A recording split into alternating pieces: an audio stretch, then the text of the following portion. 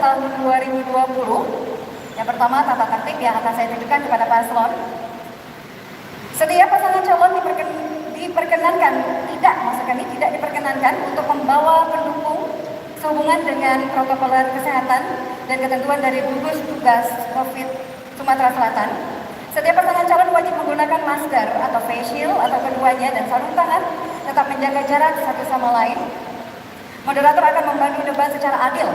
Untuk itu tidak diperkenankan menyela atau instruksi atau memotong pertanyaan atau jawaban yang sedang dilontarkan oleh panelis. Semua jawaban yang akan diberikan paslon akan ditunjukkan pada timer yang ada di layar LCD di depan Anda. Silakan berhenti apabila waktu telah habis. Durasi menjawab dari paslon akan disebutkan oleh moderator dalam setiap sesi, dan untuk itu harap diperhatikan baik-baik, Bapak. Dan selanjutnya, saya juga akan membacakan tata tertib bagi peserta yang hadir saat ini, dan kami mohon untuk kerjasamanya. Setiap peserta yang ada di dalam ruang debat ini wajib menggunakan masker atau face shield atau keduanya dan sarung tangan, tetap menjaga jarak aman. Setiap peserta menggunakan ID card yang diberikan oleh panitia. Untuk ID card yang lain tidak berlaku di ruangan ini. Peserta harap menjaga ketertiban dan tidak membuat kegaduhan demi kesuksesan acara ini. Tepuk tangan hanya dilakukan di awal dan menjelang akhir sesi, kecuali diminta oleh moderator. Di sela-sela jadwal break, panitia hanya menyiapkan waktu 5 menit, sehingga sepanjang break, peserta dan hadirin tidak diperkenankan meninggalkan tempat acara. Seluruh alat komunikasi atau HP harap di silent atau mode getar, termasuk untuk tidak merokok, tidak rokok elektrik juga selama acara debat berlangsung. Baik, saya akan memperkenalkan panelis yang sudah hadir bersama kita pada hari ini, yaitu Bapak Dr. Aji Alamsyah, SIP MSI. Beliau adalah Doktor Administrasi Publik FISIP Undip tahun 2020, dosen jurusan Administrasi Publik FISIP Universitas Sriwijaya. Selanjutnya, Bapak Dr. Muhammad Syawaludin, MA. Menyelesaikan pendidikan terakhir Doktor Sosiologi Universitas Gadjah Mada Yogyakarta tahun 2015, adalah Lektor Kepala UIN Raden Fatah pada Fakultas Adab dan Humaniora, dan pernah terlibat di berbagai organisasi. Dan panelis yang selanjutnya, Bapak Bagindo Togar BB,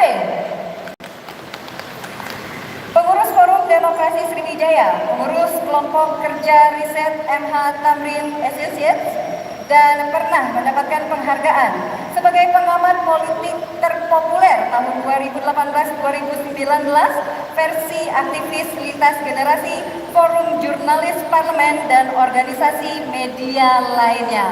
Boleh tepuk tangan untuk ketiga panelis kita yang sudah kompak sekali dengan seragam batiknya. Baik, selanjutnya kami akan mengajak Anda, pemirsa dan hadirin, untuk menyaksikan profil singkat dalam sebuah video yang akan kami tayangkan. Selamat menyaksikan.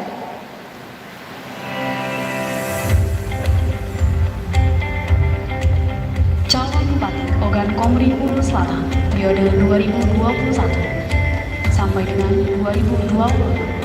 Topo Ali Martopo e-commerce merupakan sosok putra daerah Ogan Komering Ulu Selatan yang lahir di Muara II 10 Mei 1980 yang beralamatkan di Batu Belangjaya, lingkungan sebelah Kecamatan Muara II, Ogan Komering Ulu Selatan.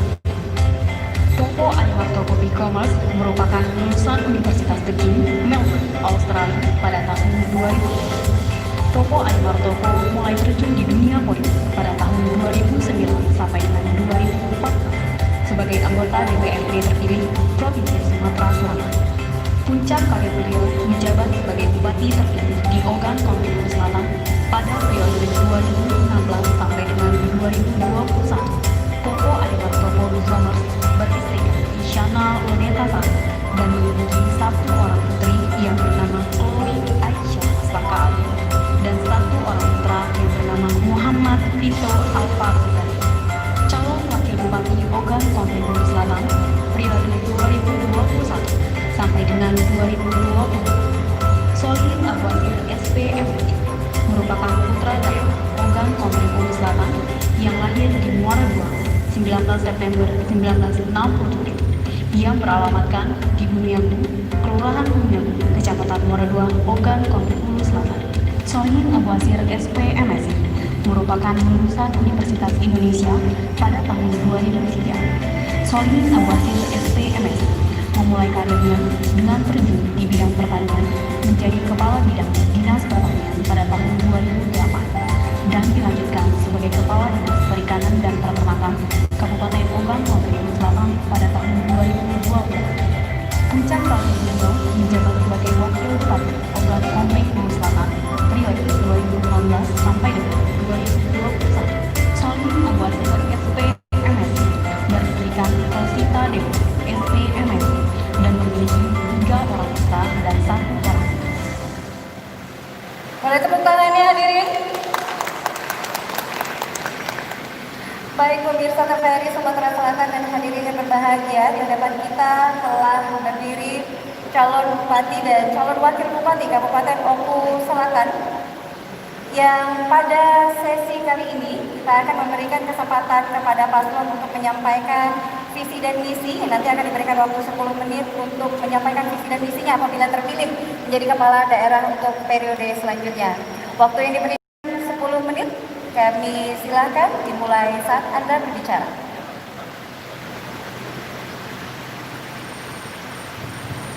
Terima kasih kami ucapkan kepada moderator. Bismillahirrahmanirrahim. Assalamualaikum warahmatullahi wabarakatuh. Selamat pagi, salam sejahtera untuk kita semua. Yang saya hormati Bapak Ibu hadirin semua tanpa terkecuali, terutama selaku penyelenggara kegiatan ini, Ketua dan anggota Komisioner KPUD Kabupaten Oku Selatan. Hadir juga yang kita hormati Komisioner KPUD Provinsi Sumatera Selatan, Forkompinda Kabupaten Oku Selatan, Ketua DPRD, kemudian perwakilan pemerintah daerah, dalam hal ini Bapak Sekda, Kajari, kemudian yang kami hormati juga Ketua dan anggota Komisioner Bawaslu Kabupaten Oku Selatan. Yang saya banggakan, yang saya hormati calon wakil bupati Kakanda Solihin Abwasir, dan juga yang saya hormati, saya banggakan keluarga besar tim pemenangan Popo Ali Solihin, ketua, sekretaris dan seluruh jajaran. Yang saya hormati juga, kita banggakan semua bapak-bapak segenap panelis hari ini sudah hadir bersama kita, kemudian pihak keamanan yang kesempatan hadir serta rekan-rekan pers hadirin yang berbahagia. Terima kasih atas kesempatan yang telah diberikan kepada kami dalam rangka memaparkan visi, misi serta program prioritas dalam rangka mencapai visi. Dalam kesempatan ini, visi kami berdua kami tuangkan dalam kalimat visi Oku Selatan bersinar yang kami paparkan. Oku Selatan bersinar berarti berkembangnya ekonomi rakyat melalui sinergitas pembangunan infrastruktur yang aspiratif dan responsif. Arti dan makna dari bersinar ini juga kami sampaikan bahwasanya pemerintah Kabupaten Oku Selatan memberikan cahaya, menerangi serta memberikan harapan kepada seluruh masyarakat melalui sinergitas pembangunan yang aspiratif dan responsif tadi. Di dalam mencapai tujuan, cita-cita dan mimpi, visi ini tentu akan kami tuangkan dalam beberapa misi.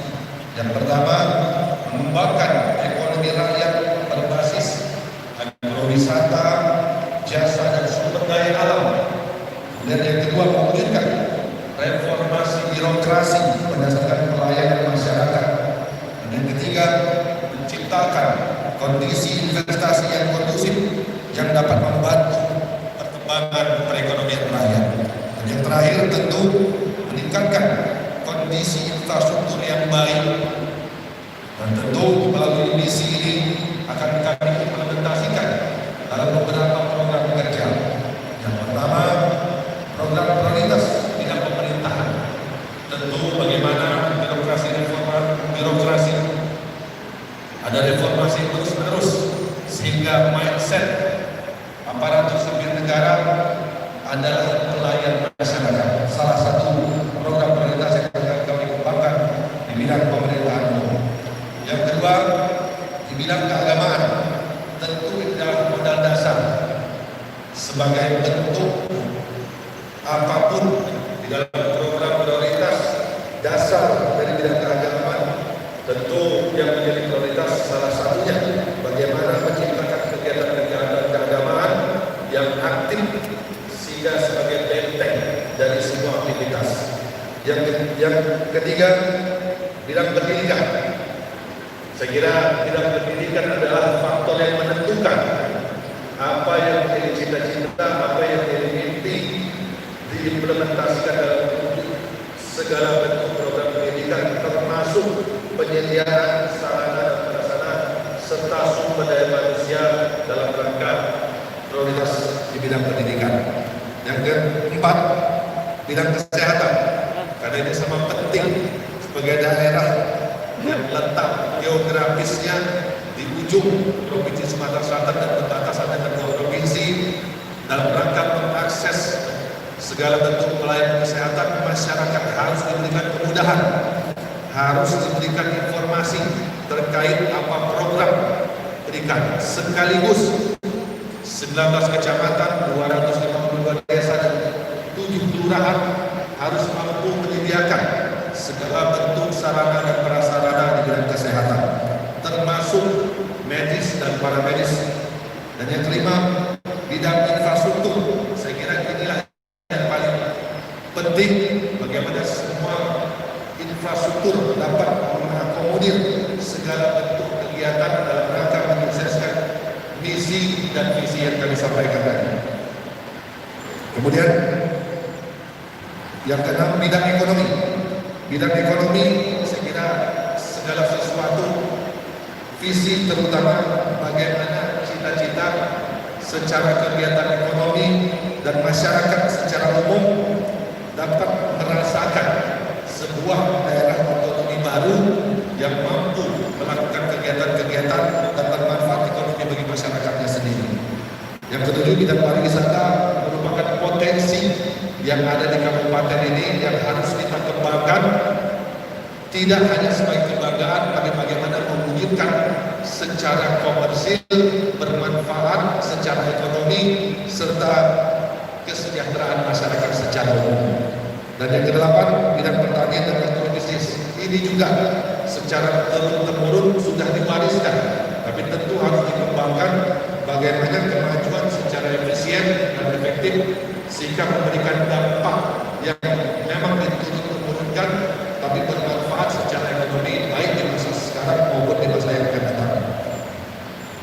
Dan yang kesembilan, bidang pengelolaan dan pemanfaatan sumber daya. Saya kira ini yang harus kita garis bawahi. Apapun potensi ke depan, terutama terkait dengan sumber daya alam, harus memperhatikan segala aspek, terutama lingkungan hidup. Kemajuan ekonomi memang itu yang diharapkan, tapi sekaligus perlindungan terhadap lingkungan hidup itu juga harus sinergisitas dengan pelaksanaan kegiatan tersebut. Dan yang 10, bidang kebudayaan. Ini merupakan salah satu tanda ataupun sebuah identitas bagi masyarakat kami, yang ini akan kami jaga, kami turun-temurunkan, sekaligus bagaimana mengelola kebudayaan ini sebagai identitas bisa menjadi nilai ekonomis. Karena terus terang di dunia dan secara nasional kebudayaan menjadi contoh mampu memberikan kontribusi secara ekonomi kalaupun itu kita kelola dengan baik. Dan yang ke-11, di bidang pemuda dan olahraga, inilah sebuah mimpi sebagai lokomotif partisipasi kaum muda. Saya kira menjadi penting untuk kita ajak dan ikut serta membangun dan mengembangkan Kabupaten Oku Selatan. Dan yang terakhir, di bidang investasi, inilah muara terakhir bagaimana yang kita lakukan dalam wujud membangun infrastruktur yang aspiratif dan responsif, menjawab semua tantangan. Karena dunia ini adalah global, tidak menutup kemungkinan siapa dari mana bisa melakukan kegiatan, baik kegiatan usaha, kegiatan sosial yang berdampak ekonomi, pada ujungnya mensejahterakan masyarakat. Inilah yang harus kita jaga dan harus kita kondisikan. Bagaimana iklim investasi, atmosfer daerah yang kondusif, zero konflik, sehingga mengundang dan menarik minat bagi investor maupun pengusaha yang mau ikut serta dalam bentuk kegiatan yang usahakan. Saya kira itu secara singkat yang dapat kami sampaikan, visi maupun program prioritas untuk mencapai mimpi, untuk mencapai tujuan yang kami tuangkan dalam visi Oku Selatan bersinar. Terima kasih. Assalamualaikum warahmatullahi wabarakatuh. Ya, baik, kita masih punya 29 detik, mungkin ditambahkan. Ya, cukup. Baik, kita tunggu waktu sampai dengan habis.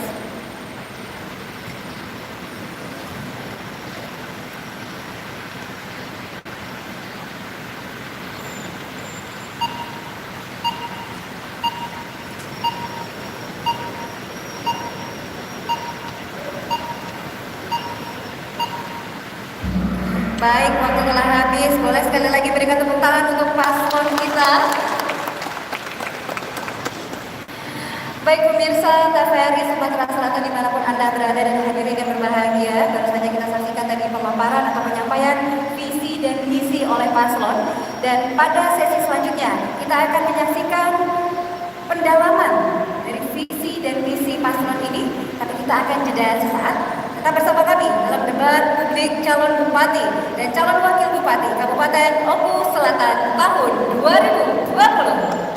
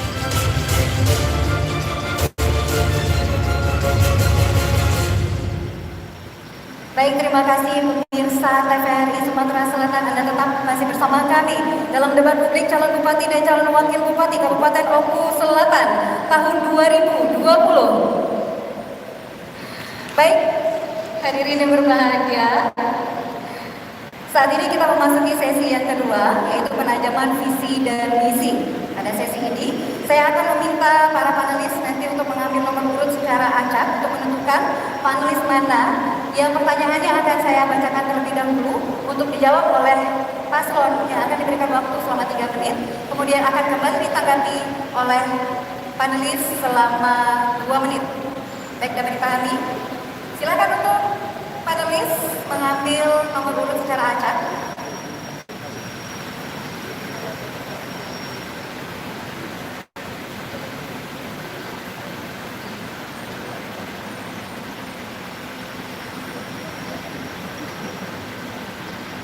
Baik.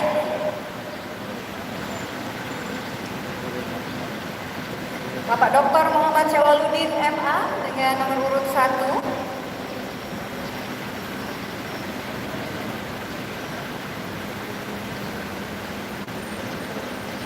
Bapak Dr. Aji Alamsyah SIP MSI dengan nomor urut 2. Dan secara otomatis kembali nomor 1, mohon maaf.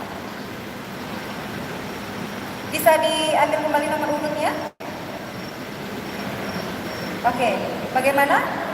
Kita putuskan untuk menjadi nomor 3. Baik. Bapak Baginda Togar BB. Saya akan membacakan pertanyaan sesuai dengan nomor urut tadi yang sudah diambil oleh panelis. Yang pertama dari Bapak Dr. Muhammad Syawaludin, dilanjutkan dengan Bapak Dr. Aji Alamsyah, dan yang ketiga Bapak Bagindo Togar. Baik, boleh diberikan amplopnya kepada saya?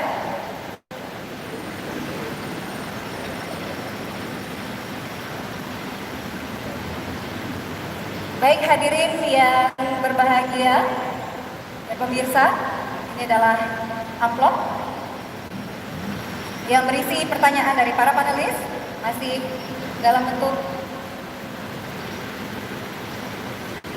segel. Kita buka terlebih dahulu.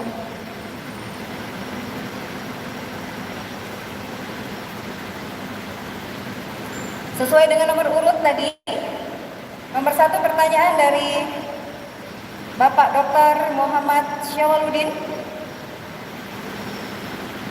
Dapat Anda saksikan?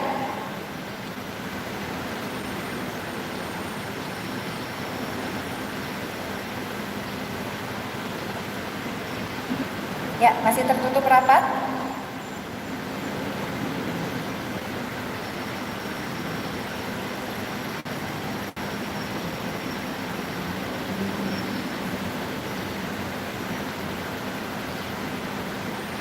Saya akan membacakan pertanyaan untuk kandidat Pilkada Fokus Selatan 2020 dari Bapak Dr. Muhammad Syawaludin MA, mengambil topik meningkatkan kesejahteraan masyarakat. Terkadang kebijaksanaan pusat, provinsi, dan daerah saling overlapping dalam penanaman modal atau investasi. Yang dibutuhkan daerah belum tentu sama dengan yang diprogramkan oleh pusat, apalagi di bidang mineral dan pertambangan. Pertanyaannya, apa upaya daerah agar investasi tetap berjalan dan manfaatnya dirasakan oleh masyarakat Oku Selatan? Dapat dipahami, Bapak, pertanyaannya? Baik, waktu yang diberikan adalah 3 menit dimulai saat Anda berbicara. Terima kasih panelis atas pertanyaan. Tentu dalam hal kebijakan pemerintah pusat dan daerah terkait dengan investasi, memang beberapa tahun terakhir, dan saya kira bukan daerah Kabupaten Oku Selatan saja, termasuk wilayah-wilayah daerah lain, ada dilema. Di satu sisi kita diatur oleh aturan, tapi di satu sisi kita mampu menyediakan atmosfer iklim investasi yang sehat serta menarik bagi investor. Tentu ini menjadi persoalan manakala ada perbedaan baik secara aturan maupun kondisi daerah yang saya kira secara Nusantara Indonesia ini agak berbeda. Tapi tentu bukan merupakan sesuatu hal yang harus juga menjadi penghambat, terutama di bidang sumber daya alam. Bagaimana kita mempromosikan, dan pada intinya bahwa sesuatu yang ada potensi itu dapat maksimal untuk dimanfaatkan. Kemudian yang paling penting juga adalah komunikasi. Tentu aturan memang seringkali ada overlapping, sehingga aspek-aspek tersebut tidak memberi ruang untuk pengusaha maupun investor ragu-ragu dalam mengembangkan usaha atau menginvestasikan sejumlah anggaran atau modal. Yang kami lakukan adalah berupaya, terutama kita punya rekan-rekan kerja termasuk Forum Koordinasi Pimpinan Daerah, Kejaksaan, Kepolisian, bagaimana bermusyawarah, menerobos sesuatu yang tidak melanggar, tapi juga ada komitmen antara pemerintah daerah dan pusat, sehingga tadi ada karpet merah yang kita bentangkan, tidak ada keraguan untuk investor, namun di sisi aturan, baik pemerintah daerah maupun pemerintah pusat mempunyai pemikiran yang sama, sehingga ke depan dan suatu hari ke depan tidak menjadi ancaman persoalan hukum. Saya kira itu yang kami lakukan beberapa tahun terakhir, bagaimana berkomunikasi yang intens, mengartikan sebuah aturan, mempunyai persepsi yang sama, sehingga tidak ada resiko baik bagi kita selaku eksekutif maupun investor yang mempunyai modal untuk ditanamkan. Saya kira itu. Terima kasih. Baik.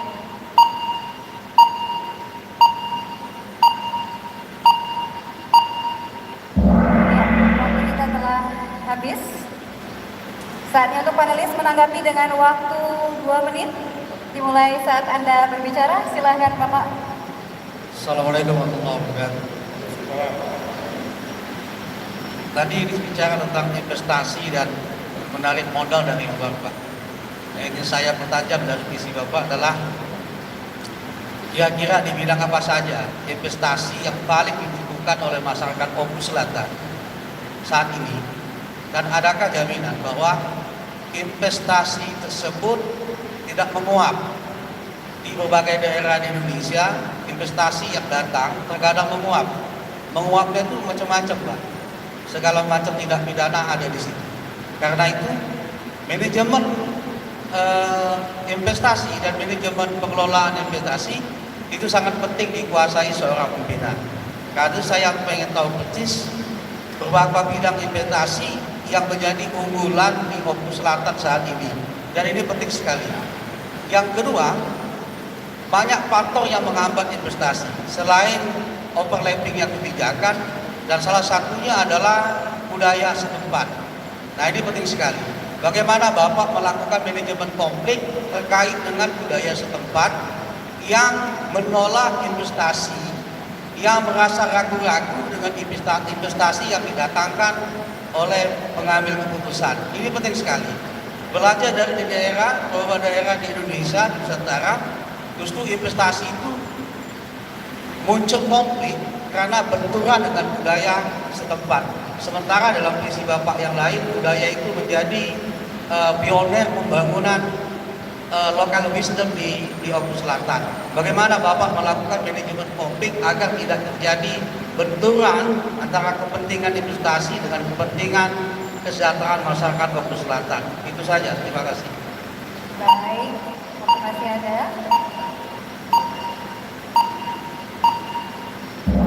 Terima kasih Bapak Dr. M. Syawaludin. Dan selanjutnya kita akan membuka pertanyaan dari panelis yang selanjutnya, yaitu dari Bapak Dr. Aji Alamsyah SIP MSI. Kali ini saya memperlihatkan terlebih dahulu. Ini adalah amplop yang masih tertutup rapat.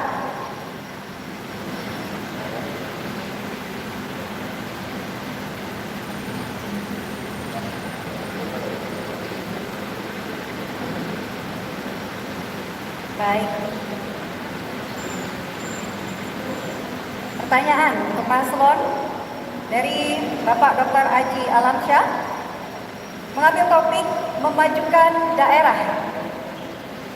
Dari dokumentasi visi misi kandidat yang saya baca, saya tidak menemukan istilah keadilan dan kesejahteraan gender atau KKG. Padahal Konstitusi Republik Indonesia memberikan kesempatan yang sama kepada warga negara, laki-laki dan perempuan, untuk berpartisipasi dalam pembangunan. Di sisi lain, keadilan gender merupakan salah satu isu internasional karena dalam konsep tujuan pembangunan milenium atau TPA. Pertanyaannya, bagaimana mewujudkan keadilan dan kesetaraan gender 5 tahun ke depan di Kabupaten Oku Selatan. Bisa dipahami pertanyaannya Bapak? Ya. Kami berikan waktu untuk menjawab selama 3 menit dimulai saat Anda berbicara. Terima kasih atas pertanyaan panelis terkait dengan isu gender. Pertama, saya ingin sampaikan di dalam kepemimpinan kami 4 tahun terakhir, isu gender saya rasa ada persoalan, termasuk dalam paparan visi misi, karena kami anggap kesetaraan itu adalah di atas segalanya. Jadi tidak perlu diungkap dan tidak perlu dituliskan di dalam visi misi. Namun tentu ada sebuah jalan bagaimana mengkondisikan sebuah isu itu tidak berkembang lebih jauh. Yang pertama, saya kira kami membuka peluang yang sama terhadap semua level jabatan di pemerintah daerah, mulai dari eselon 2, 3, dan 4. Dan saya kira itu jelas di dalam rangka penjaringan maupun penempatan di eselon 2 siapapun, apalagi sekarang sudah mekanismenya dengan lelang, artinya secara kapasitas dan kapabilitas, kalaupun itu mampu, tentu kita berikan kesempatan yang sama. Dan saya kira kalau hitung-hitungan saat ini yang menduduki jabatan-jabatan baik di setiap level, saya kira tidak secara hitung-hitungan angka, saya kira juga tidak ada sesuatu perbedaan, bisa merepresentasikan dari semua gender, baik laki-laki atau perempuan, selama itu memang ada kapasitas, kapabilitas yang memang teruji. Dan yang paling penting, aparatur sipil itu di lain sisi, selain kemampuan, skill, dia juga harus mampu berkomunikasi dengan semua pihak, termasuk dengan pimpinan.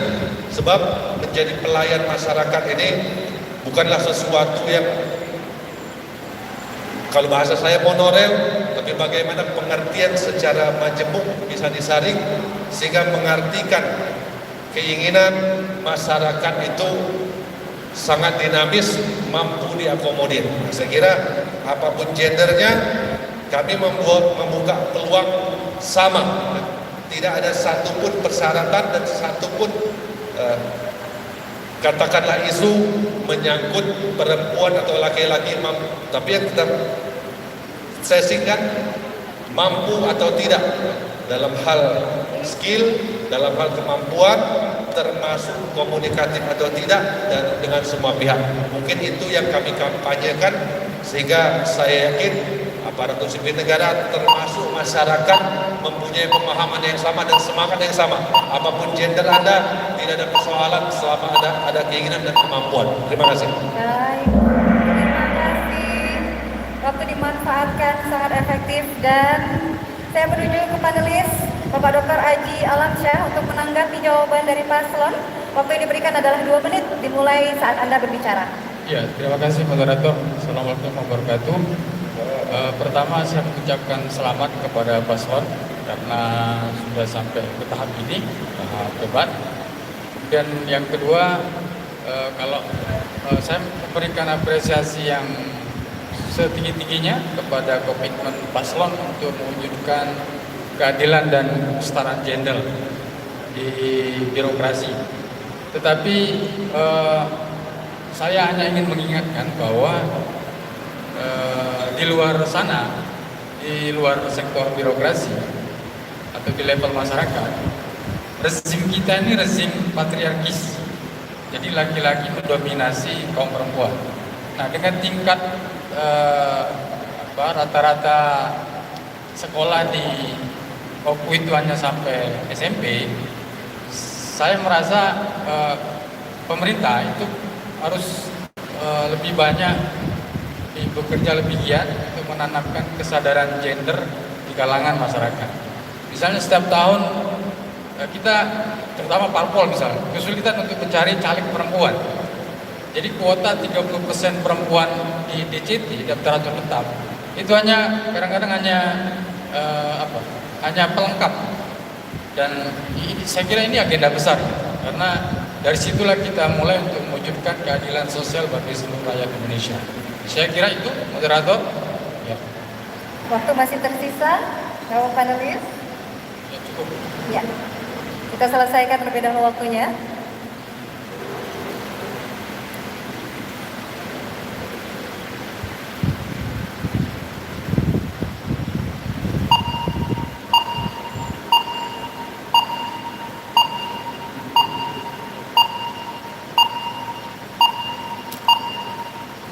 Baik, terima kasih untuk tanggapan yang kedua dari Bapak Dr. Aji Alamsyah, dan selanjutnya saya akan membuka pertanyaan dari dari panelis maksud kami, Bapak Bagindo Togar BB, yang kali ini saya perlihatkan terlebih dahulu. Amplop masih tertutup rapat.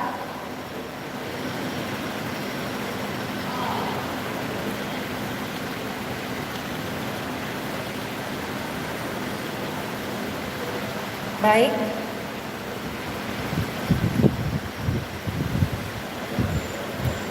Pertanyaan dari panelis Bapak Bagindo Togar Butar-Butar mengangkat topik meningkatkan pelayanan kepada masyarakat. Mencermati visi misi paslon tunggal Bupati Oku Selatan periode 2021-2026 bertajuk Oku Selatan Bersinar, di mana ada 4 kata kunci, yakni rakyat, sinergitas, aspiratif, dan responsif. Dan terkesan kuat dari deskripsi visi misi tersebut, nyaris tak ada lagi celah permasalahan bila kelak diimplementasikan ragam program pembangunan di daerah ini. Tetapi kritis terkait pelayanan kepada masyarakat, terkhusus di bidang kesehatan, yaitu program prioritas keempat. Yang menjadi pertanyaan yaitu bagaimana dengan kebijaksanaan paslon bupati terkait optimalisasi keberadaan serta pelayanan rumah sakit daerah, peningkatan tenaga kesehatan serta sarana penunjang lainnya agar sesuai dengan standar pelayanan kesehatan publik yang profesional dan modern. Dapat dipahami pertanyaannya, Bapak? Ya, baik. Waktu untuk menjawab adalah 3 menit. Dimulai saat Anda berbicara, silahkan. Terima kasih kepada panelis atas pertanyaannya. Terkait dengan pelayanan kesehatan, ini menjadi program prioritas kami. Terkait apa yang disampaikan tadi, tentu begitu banyak program, terutama bagaimana 19 kecamatan ini, 252 desa, masyarakat dapat mengakses sarana dan prasarana, termasuk mengakses informasi. Sebab itu yang paling penting, kadang-kadang masyarakat di lapangan tidak tahu ada Jamkesda, ada BPJS dan hal-hal yang lain menyangkut pelayanan terhadap kesehatan. Dan dalam hal ini yang menjadi rujukan paling penting adalah rumah sakit umum daerah. Beberapa tahun terakhir kami berjuang penuh bagaimana pelayanan kesehatan di rumah sakit umum daerah menjadi maksimal, dan yang paling penting bisa mempercayai bahwasanya dia dapat mengakses dan merasa nyaman dalam hal pelayanan kesehatan. Alhamdulillah yang kami lakukan pada tahun 2019, akreditasi rumah sakit umum daerah kita mendapat predikat utama, yaitu bintang 4. Itu berkat manajemen dan kesungguhan baik medis maupun para medis serta manajemen rumah sakit umum daerah bekerja sama dengan pemerintah daerah. Kemudian yang paling penting kita lakukan, bagaimana kita membangun sebuah semangat di kelembagaan rumah sakit umum daerah. Sarana dan prasarana saya kira dikatakan mudah membangun, tapi dalam rangka mengoperasionalkan dan memaksimalkan, itu yang harus kita bangun semangat.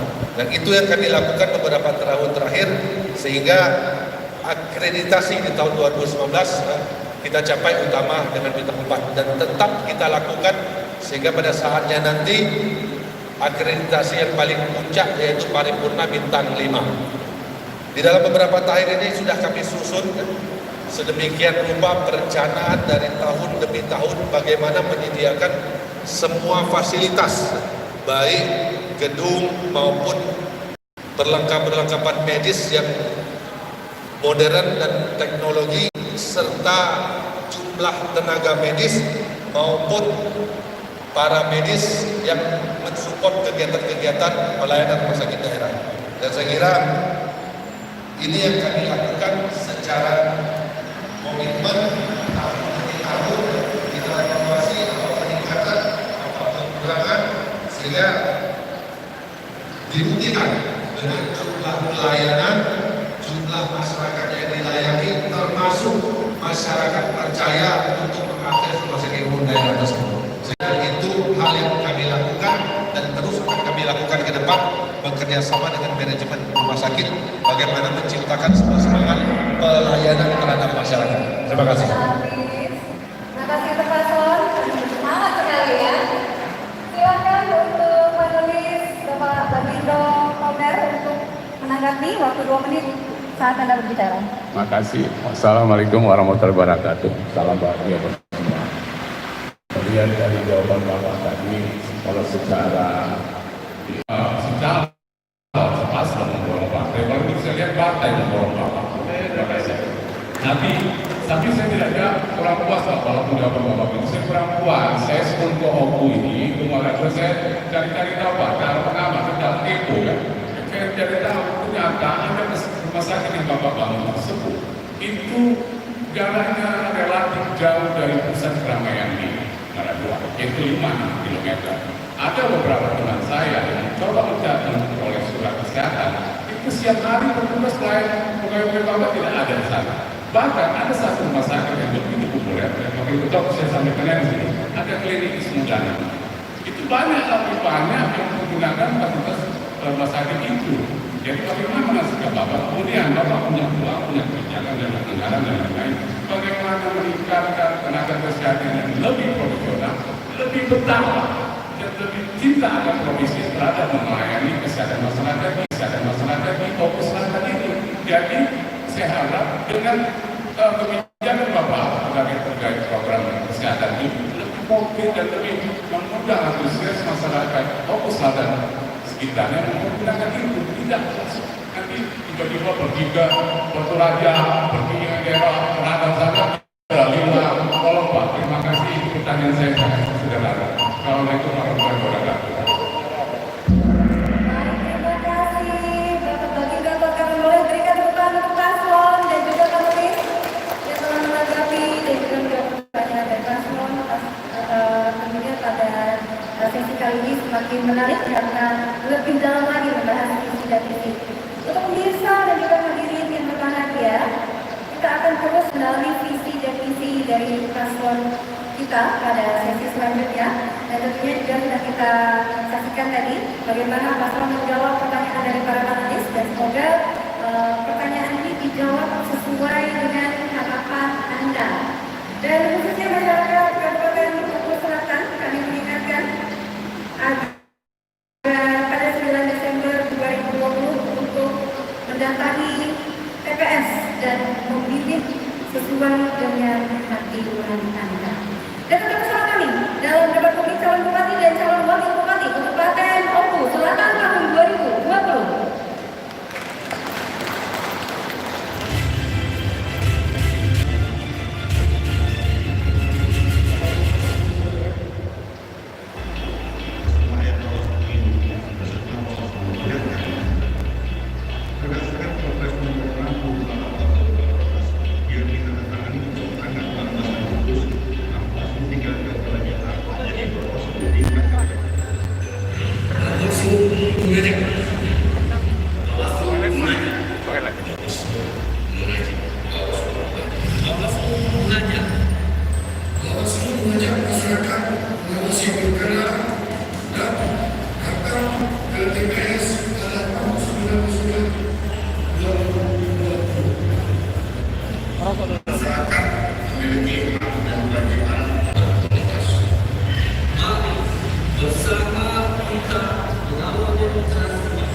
dengan cara datang ke TPS yang rumah dilakukan kata memakai masker, jaga jarak dan mencuci tangan. Berikan secara kita.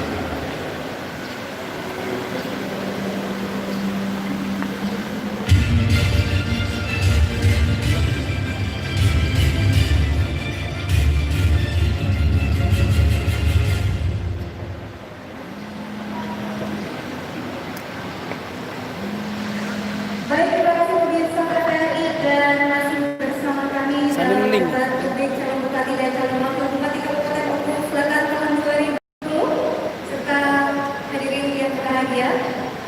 Kita masuk segmen selanjutnya, masih untuk penajaman visi dan misi, dan masih sama dengan sesi sebelumnya, di mana saya akan membacakan pertanyaan dari para panelis yang akan dijawab oleh paslon selama 5 menit, kemudian ditanggapi kembali oleh panelis selama 2 menit, dan diawali dulu mungkin oleh para panelis kembali mengundi nomor urutnya.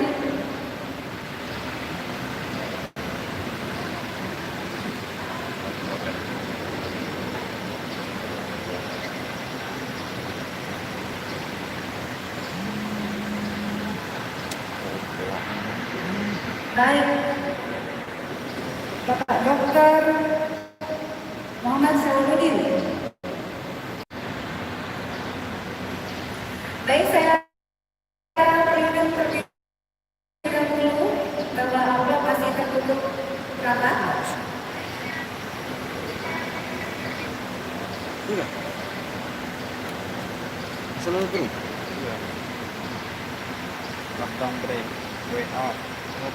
Terdapat 3 amplop yang masih tertutup rapat semuanya.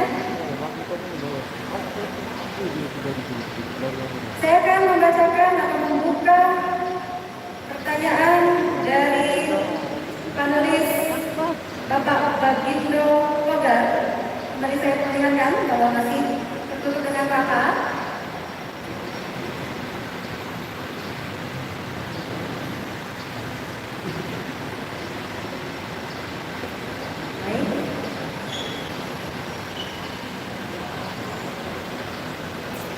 Panelis Bapak Bagindo Pogar mengambil topik menyelesaikan persoalan daerah. Sekali lagi, kami apresiasi kinerja paslon Bupati Oku Selatan periode sebelumnya dan dari seluruh bidang pembangunan berjalan baik. Akan tetapi ada bagian tertentu yang menjadi pertanyaan menggelitik bagi kami dalam konteks permasalahan di daerah, yakni tentang pembinaan kepegawaian atau ASN di Kabupaten Oku Selatan. Ini merupakan prioritas program utama. Berdasarkan data kepegawaian yang kami peroleh, jumlah PNS di daerah ada sekitar 5.253 jiwa yang didominasi oleh Kabupaten Oku Selatan ini. Terima kasih. Dapat dipahami pertanyaannya, Bapak? Kami berikan waktu 3 menit untuk menjawab. Dimulai saat Anda berbicara. Terima kasih atas pertanyaan dari panelis. Yang pertama ingin saya sampaikan, sekali lagi tidak ada ruang terkait pengisian jabatan di level apapun, persyaratan apakah ada perempuan atau laki-laki. Itu yang pertama saya ingin katakan. Yang kedua, tentu yang kami kampanyekan bagaimana seorang aparatur sipil negara mampu menunjukkan bahwasanya dia mempunyai kapasitas, kapabilitas sekaligus mampu berkomunikasi dengan semua pihak. Sebab menjadi pelayan masyarakat dan menjadi level di suatu organisasi tertentu banyak yang didominasi oleh perempuan. Saya kira itu jawaban dan realita yang saya sampaikan.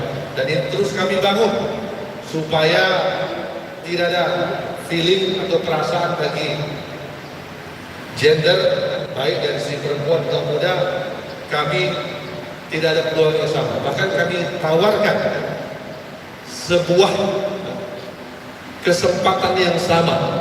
Bahkan di zaman era sekarang rasanya lebih melayani dan mampu berkomunikasi, terutama di bidang-bidang tertentu, kesehatan, pelayanan kependudukan, perlindungan perempuan dan KB. Saya kira itu bukan isu gender, tapi paling tidak seseorang tersebut mempunyai skill, mampu berkomunikasi serta menguasai dalam hal meneruskan dan merealisasikan pelayanan terhadap apa bidang yang mereka kuasai. Saya kira itu yang dapat saya sampaikan, dan alhamdulillah selama beberapa tahun ini terkait dengan isu gender tidak satupun isu itu diangkat ataupun muncul, karena memang kami buka kesempatan, apalagi memang sesuai dengan standar di eselon 2 dalam hal menduduki jabatan ada mekanisme yang harus dijalankan bukan dengan kami sini. Terima kasih. Terima kasih. Kita menuju ke Pak Tulis. Silakan Bapak untuk menanggapi selama 2 menit. Waktu dimulai untuk Anda berbicara. Terima kasih Pak Son. Saya tidak ada janji sama Pak Alam Syawal Lalu bisa malu dipisihkan untuk melakukan kunjungan terhadap kaum ibu dan kaum. Tapi Pak sederhana aja. Oke lah, saya lihat niat Bapak, baik Bapak sudah dan kerja-kerja yang Bapak sudah lakukan sudah ada perhatian terhadap perempuan. Tapi saya lihat kenyataan dari Excelon yang ada di Pak 26 itu kan untuk Excelon 2, 26 laki-laki 3. Saya cuma meminta di depan audiens kita ini Pak Aris hormat di KPU, di sektor KPU, dan yang ini akan ditonton oleh orang banyak. Tolong Pak saya minta Mas saya agak nangkap sedikit buat pernyataan agak kritis sedikit buat Bapak. Sanggup gak Bapak berjanji di tengah yang forum terhormat ini dari 37 OPD yang setara dinas dan badan. Kalau sekarang 4, kabarnya akan ada 3 pensiun. Sanggup gak Pak 7 dari OPD Bapak lagi perempuan. 19 kecamatan sekarang tidak ada perempuan. Sanggup gak Pak dan di depan forum terhormat ini 5 ke depan tidak sama adalah perempuan. Negara Singapura Pak itu maju dengan 3 prinsip NPH, meritokrasi, pragmatisme dan honesty. Tolong Pak, saya sanggup Selatan menerapkan nilai-nilai itu bahwa berbasis meritokrasi, berbasis pragmatisme, tanpa pandang ideologi yang bagus, dan berbasis kekuatan nilai-nilai kejujuran. Insya Allah, saya lihat kemajuan kalau di Hobi tahun 2004, Kabupaten Kediri Pak, saya terkejut melihat kemajuan. Saya kemarin sempat sama anak saya, kita ini di mana ya? Di Sumatera, di Bogor, biasa kemajuan kabupaten. Tapi jangan Bapak berubah. Tapi tolong Pak, berjanjilah untuk perempuan-perempuan tangguh di Selatan bahwa karir mereka tidak akan pernah menambah kecuali prinsip MPH. Terima kasih. Assalamualaikum warahmatullahi wabarakatuh. Terima kasih. Mungkin nanti akan dilanjutkan di provinsi lebih baik ya Bapak. Kita lanjutkan terlebih dahulu untuk membacakan Muhammad Syawaludin MA. Mari kami perlihatkan bahwa apa masih tertutup rapat.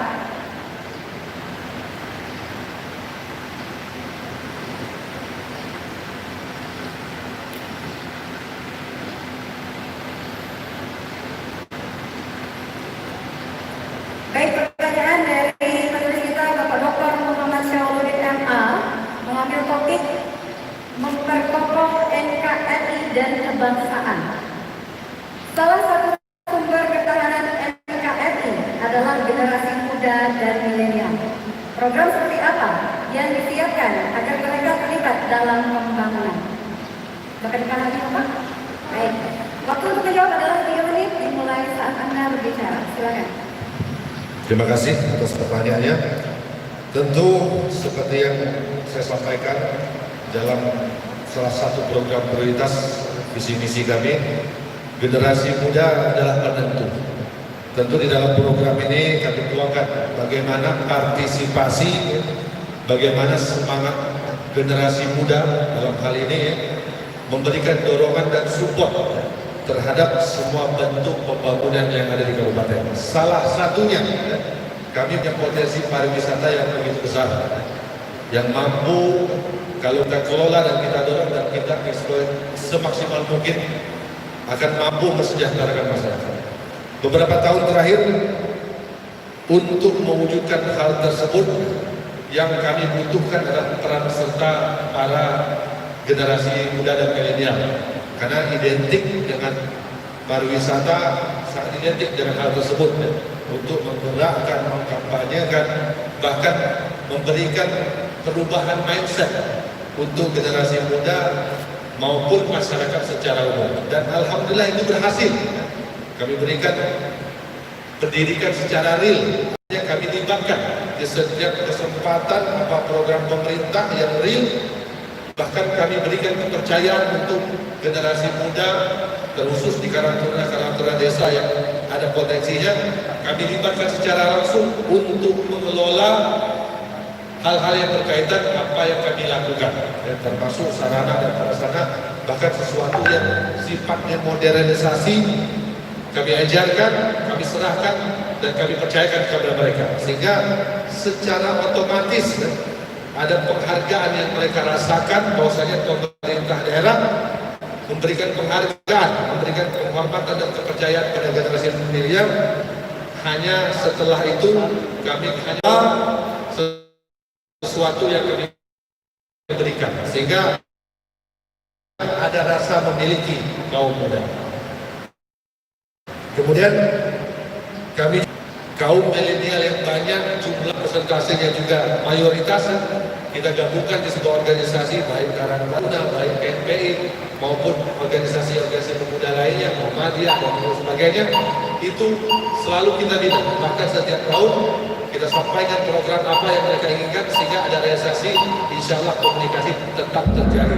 Itu. Terima kasih. Terima kasih Bapak.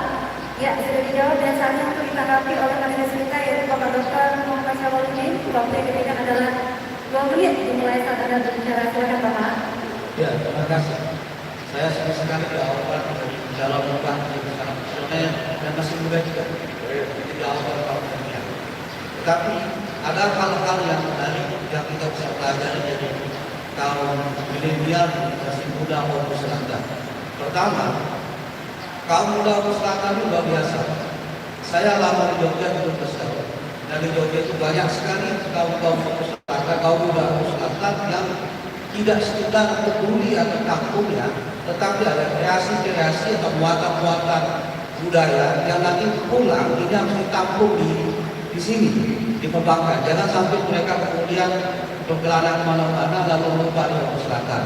Yang kedua, saya sangat menganjurkan kepada calon bupati dan insya Allah tahun kemudian nanti harus ada stimulan kebudayaan seperti di Jogja, Magelang, Sleman. Mereka tidak memiliki sumber daya ekonomi yang luar biasa seperti di Papua Selatan ini, tetapi ada andalan yang bisa dipelajari di sini, terutama tentang budaya yang kemudian menjadi agropariwisata, dan ini perlu dicontoh oleh Papua Selatan. Ada muatan yang menurut hemat saya, pertama ada ruang representasi kebudayaan yang tidak saja pemerintah daerah mengelolanya, seremoni yang pemerintah, yang menghabisi yang pemerintah, tetapi yang terlibat di dalam masyarakat kecil sekali. Ini harus dibalik. Masyarakat itu harus terlibat lebih banyak dalam budaya, lebih banyak dalam pariwisata. Pemerintah hanya memegang begitu saja. Saya setuju dengan itu. Yang kedua, ada yang kita sebut dengan partisipasi aktif kaum pemuda. Karang Taruna ini kadang-kadang mencobelek, Pak. Saya harapkan lebih banyak lagi kaum pemuda ini diperhatikan di Papua Selatan. Terima kasih. Terima kasih. Waktu habis, terima kasih untuk Bapak Dr. Muhammad Syarifudin. Dan selanjutnya pertanyaan yang ketiga dari panelis kita, Bapak Dr. Aji Alamsyah. Kali saya akan menunjukkan amplop yang masih tertutup rapat.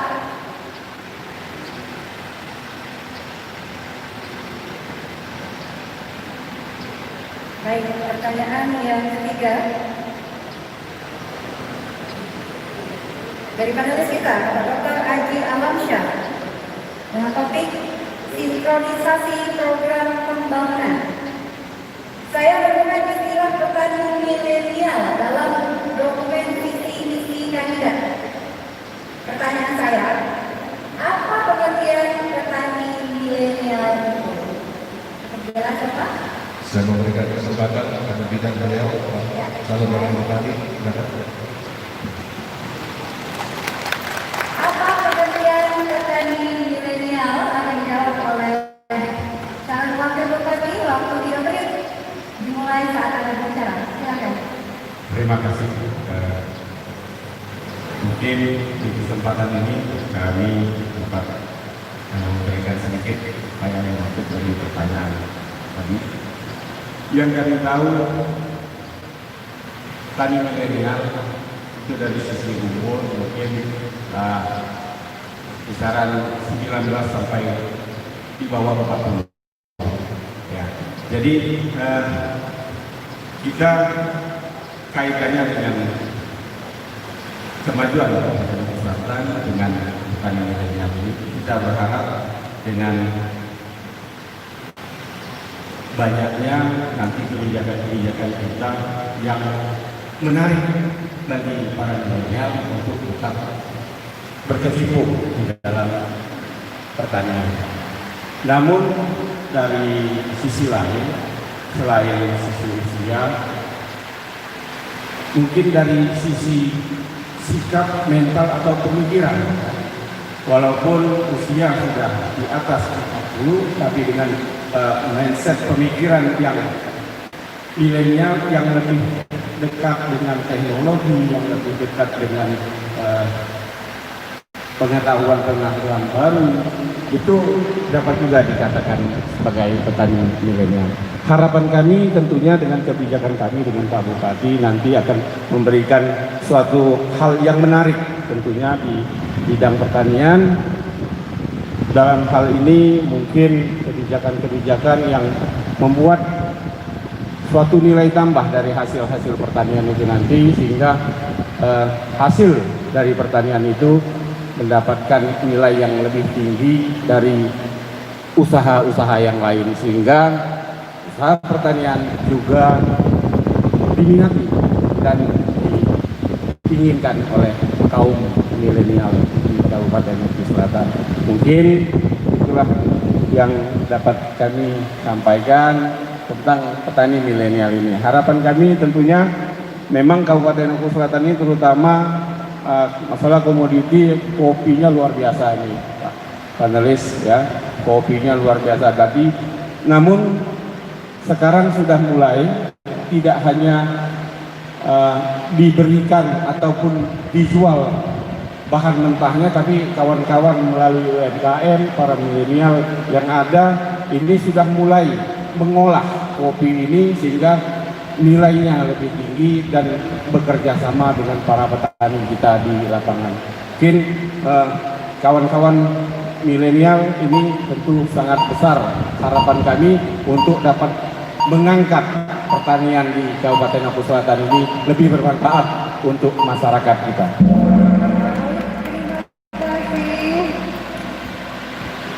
Telah dijawab oleh Pak Slon, dan saatnya kembali ke panelis untuk memberikan tanggapan 2 menit waktu yang diberikan dimulai saat Anda berbicara. Silakan Bapak. Ya, terima kasih moderator. Pertama, kenapa istilah ini terkait dengan sinkronisasi program kebijakan pemerintah? Karena ketika kita mau menciptakan petani milenial, maka upaya ini akan terkait dengan banyak sektor. Pertama misalnya sektor pendidikan. Kenapa sektor pendidikan? Karena selama ini Pak, yang saya tahu, petani itu adalah profesi warisan. Jadi ketika orang tuanya petani, terus anaknya ketika tidak ada peluang kerja lain, maka akan jadi petani. Nah, kita ingin mengubah ini. Jadi petani itu bukan profesi warisan, tapi profesi yang ekonomi. Kemudian yang kedua, terkait juga dengan infrastruktur Pak, menurut saya. Hari ini Oku Selatan, Oku Timur, Oku, kemudian Bangkalan dan Muba itu 5 kabupaten yang tidak dialami jalan tol. Jadi ke depan saya kira tugas Bapak dalam konteks pemberdayaan atau membangun petani milenial ini adalah bagaimana memperjuangkan jalan bisa sampai ke Oku Selatan. Itu yang kedua. Kemudian yang ketiga, kalau kata Bapak tadi soal produk turunan, saya sudah melihat jadi di pasar, di pasar tradisional sudah beberapa produk kopi olahan anak-anak setempat, dan saya yakin itu oleh anak-anak milenial itu dijual secara online. Secara online artinya apa? Artinya upaya ini juga terkait dengan penyediaan akses internet ke seluruh kecamatan. Yang hari ini sebetulnya sangat dibutuhkan para pelajar kita untuk melanjutkan Terima kasih Bapak Dr. Aji Alamsyah. Boleh kita berikan tepuk tangan untuk paslon dan juga panelis kita. Baik, luar biasa sekali. Dan pemirsa serta hadirin yang berbahagia, baru saja sudah kita saksikan dan dengarkan secara langsung jawaban-jawaban yang sudah disampaikan oleh paslon dan juga ditanggapi oleh para panelis. Ini juga salah satu untuk membuktikan kesiapan calon bupati dan wakilnya untuk nantinya memajukan Kabupaten Oku Selatan. Baik hadirin dan juga pemirsa, masih ada segmen yang lebih menarik setelah ini. Untuk itu tetap bersama kami dalam TVRI Sumatera Selatan.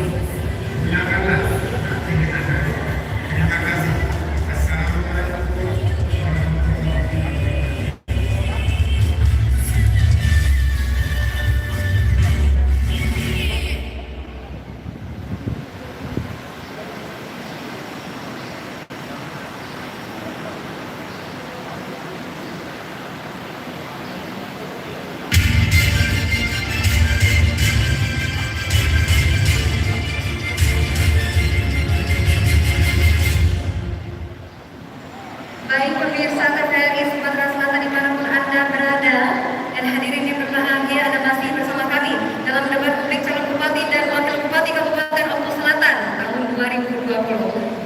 Selanjutnya, ini adalah segmen di mana panelis akan menanyakan pertanyaan yang terkait dengan penanganan COVID-19. Dengan pertanyaan yang sudah disepakati bersama oleh ketiga panelis. Pertanyaan ini dibuat oleh panelis kita, Bapak Dr. Muhammad Syawaludin.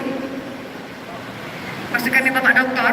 Muhammad Syawaludin, dan akan dibacakan oleh saya selaku moderator dan akan dijawab oleh paslon yang akan diberikan waktu 3 menit. Baik. Amplop pertanyaan terkait COVID-19 masih tertutup rapat.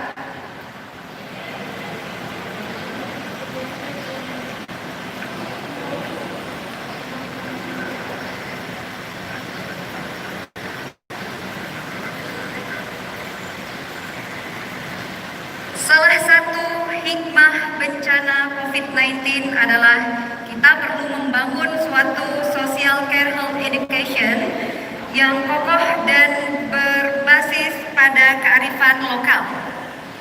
Agar kesadaran sosial kolektif benar-benar nyata, kalau Bapak terpilih, upaya apa saja yang akan dilakukan agar masyarakat Oku Selatan sadar bahwa COVID-19 berbahaya dan mengancam sendi kehidupan. Dapat dipahami pertanyaannya Bapak? Baik. Waktu yang diberikan untuk menjawab adalah 3 menit, dimulai saat Anda berbicara, silakan. Terima kasih. Kita ketahui bersama COVID-19 ini muncul di bulan Maret. Saya kira dunia dan kita semua belum begitu paham terkait informasi yang beredar, bahkan lebih banyak kita semua mengakses dari media-media sosial yang belum tentu kebenarannya. Namun setelah beberapa bulan berjalan, tentu kita semakin tahu, kita semakin hafal berkat pengalaman sekaligus informasi-informasi formal yang kita dapatkan. Alhamdulillah berkat pengalaman kurang lebih 5-6 bulan bahkan 7 bulan yang lalu kita lakukan bersama-sama bagaimana pengendalian secara masif, termasuk memberikan edukasi serta wawasan kepada masyarakat. Akan sangat sulit dengan jumlah 400.000 jiwa kita lakukan sesuatu yang sifatnya masif akan sampai langsung. Makanya kita gunakan semua aspek, semua elemen bersatu padu. Yang pertama, bagaimana masyarakat memahami, dalam tanda kutip dan garis bawahi, yang paling manjur, yang paling efektif, gotong royong, baik dalam rangka meneruskan informasi secara formal, baik mulai dari kabupaten, Forkompinda, kecamatan, dibantu oleh puskes dan seluruh tenaga kesehatan sampai ke desa, dari berjenjang. Kabupaten membuat posko screening, kecamatan juga demikian, desa juga demikian sampai dusun, sehingga apapun yang informasi kita sampaikan, satu komando, satu persepsi, sehingga masyarakat semua bersatu padu. Itu yang berdasarkan pengalaman kami lakukan, dan alhamdulillah hari ini saya katakan saya berani memberikan informasi Oku Selatan yang paling minim terdampak oleh COVID-19. Dan saya kira itu harus kita teruskan, berkat pengalaman kita tetap mengedukasi masyarakat. COVID ini belum berakhir, tidak perlu juga terlalu khawatir. Secara spontanitas gotong royong bersama tadi menyampaikan edukasi dan wawasan, segala kegiatan harus berlanjut, tapi tetap mengikuti protokol kesehatan yang ketat. Dan itu berjalan. Dalam beberapa bulan terakhir, 2-3 bulan itu sudah berjalan, kita mengadopsi kebiasaan baru, tapi tetap kita menekan bagaimana pengendaliannya, penyebarannya tidak meluas. Nah, saya kira itu yang akan kami lakukan secara terus-menerus, bekerja sama dengan semua pihak. Terima kasih. Terima kasih. Boleh tepuk tangan untuk paslon kita? Baik, terkait COVID-19. Jadi tentu saja sudah kita menyimak seperti apa jawaban dari paslon mengenai penanganan COVID-19 ini, dan tentunya kami terus mengingatkan untuk pemirsa dan juga hadirin, karena kita masih dalam pandemi COVID-19, untuk tetap menerapkan protokol kesehatan, yaitu 3M, menggunakan masker, mencuci tangan, dan menjaga jarak aman. Baik hadirin yang berbahagia dan pemirsa TVRI Sumatera Selatan, kita akan menginjak sesi selanjutnya, tapi kita akan jeda terlebih dahulu. Tetap bersama kami di TVRI Sumatera Selatan.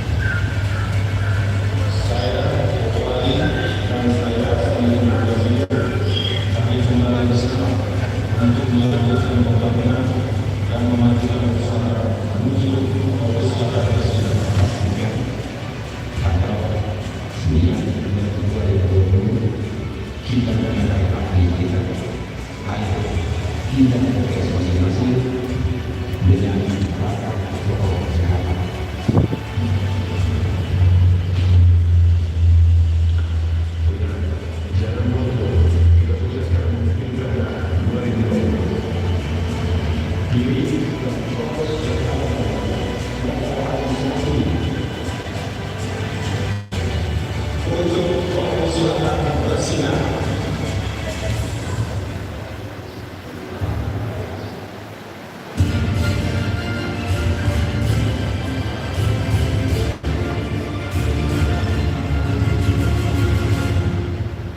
Baik pemirsa TVRI saudara-saudara, terima kasih Anda tetap bersama kami dalam debat publik calon bupati dan wakil bupati Kabupaten Maluku Selatan tahun 2020. Boleh tepuk tangannya untuk menyemangati paslon kita. Terima kasih hadirin yang berbahagia, panelis. Tadi telah kita saksikan paslon kita menjabarkan visi dan misi, kemudian kita jalankan kembali pada sesi selanjutnya dan juga sudah ditanggapi oleh para panelis kita sudah memberikan pertanyaan kepada paslon. Dan berikutnya kita akan masuk di segmen yang terakhir, yaitu segmen penutup, di mana paslon akan kami berikan untuk tema polisi bebas mungkin ada yang membahas atau menjawab dari tantangan para panelis kita. Oke, kita akan menunjukkan Bapak sudah siap? Ya, silakan 3 menit. Oke, dimulai saat berbicara.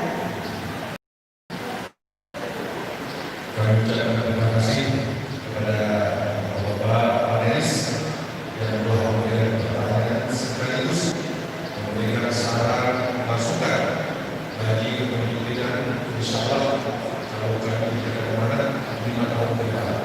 Tentu koreksi, masukan, sungguh menginspirasi kami semua. Dan saya kira pemikiran yang Bapak sudah sampaikan, kami mohon izin untuk kami kongsi dan kami realisasikan kepemimpinan kami 5 tahun ke depan. Kepada semua pihak juga dalam kesempatan ini kami ucapkan terima kasih atas partisipasi dalam pelaksanaan pemaparan visi misi debat kandidat pilkada tahun 2020 Selatan. Dan yang terakhir, alhamdulillah dalam pelaksanaan pilkada semua pelaksanaan sampai hari ini sependapat saya semua berjalan dengan lancar. Artinya tugas masing-masing baik pelaksana, pengawas, pengamanan maupun kami sebagai peserta dengan partai politik berjalan sesuai dengan track yang baik. Begitu pula harapan kita seluruh masyarakat. Saya kira ini harus kita pertahankan bersama. Bagaimana pelaksanaan di tanggal 9 Desember 2020, partisipasi masyarakat untuk memilih dan menggunakan hak pilihnya segera tinggi, dan juga tentu yang paling penting pelaksanaan semua berjalan dengan lancar, termasuk hasil yang dipersembahkan oleh masyarakat sebagai bentuk memberikan dukungan doa kami berdua untuk memimpin Maluku 5 tahun ke depan. Sebab saya katakan demikian, kami berdua dengan segala bentuk visi dan misi maupun program prioritas yang kami lakukan tidak akan kami mampu realisasikan tanpa dukungan dan partisipasi semua pihak. Dalam hal ini seluruh komponen masyarakat Maluku Selatan.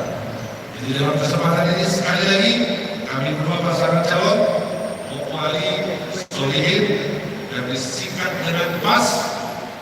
Kami mohon doa supaya pelaksanaan lancar dan kita semua sehat seperti yang disampaikan, pilkada berjalan dengan lancar dan masyarakat sehat, sehingga pada akhirnya tanggal 9 tahun 2020 nanti kita persembahkan secara nasional pilkada lancar.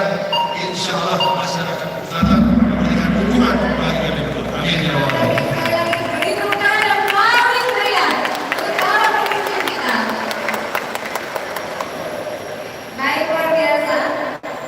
Terima kasih juga